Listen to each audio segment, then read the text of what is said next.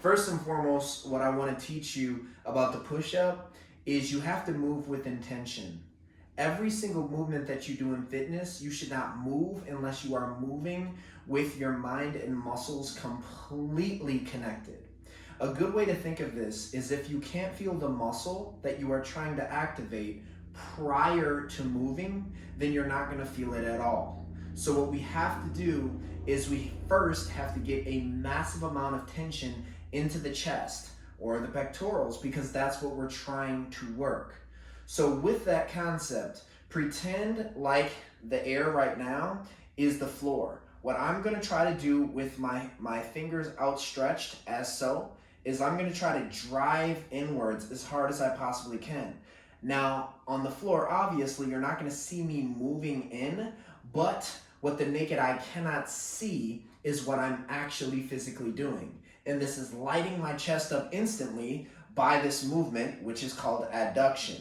So yes, I'm not driving my hands in together because you can't see that on the floor because the floor is not slippery and I don't have oil on my hands and I'm not on wood floor, okay? However, again, on the floor, I am driving in as hard as I can inwards to get the pecs to be stimulated instantly, okay? So that's the first thing that you're going to do.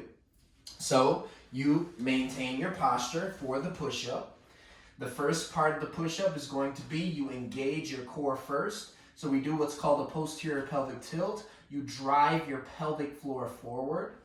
Take one leg back, tighten it while the pelvic floor stays forward and tight, so you can feel the abdominals engaged right now. Then the next leg back and tight, and then you're gonna flex your butt.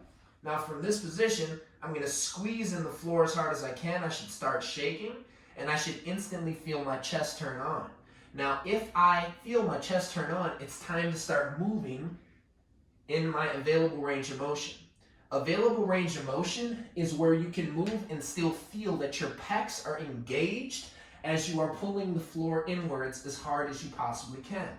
So if you start to lose the connection with your pecs by going all the way down, you're not strong enough to hold the tension in your chest muscles all the way through the full range of motion yet.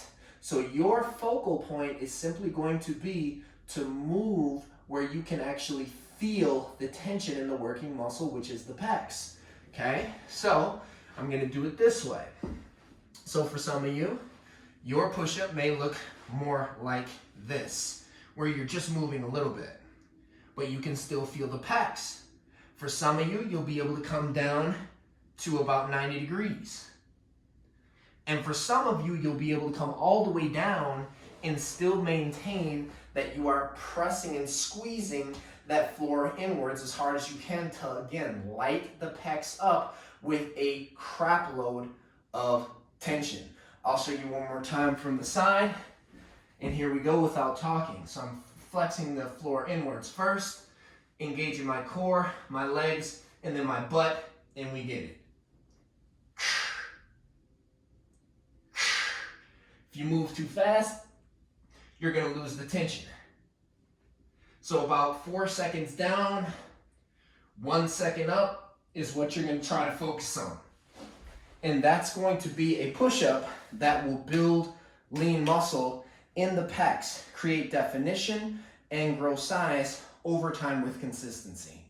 Peace.